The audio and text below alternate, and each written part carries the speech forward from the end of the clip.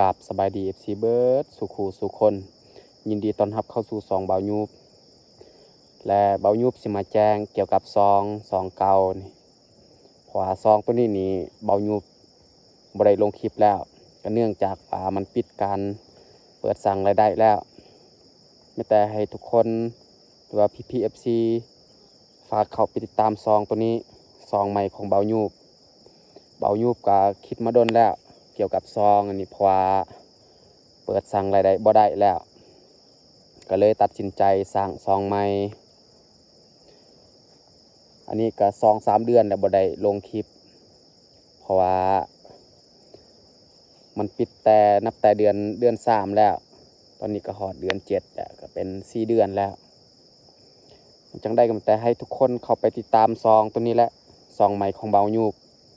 เพราะว่าซองเก่านี้เปิดสั่งรายได้บ่ได้แล้ว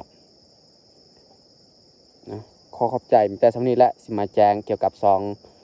เก่าซองตัวนี้แหละสิบ่ได้อัปโหลดคลิปแล้ว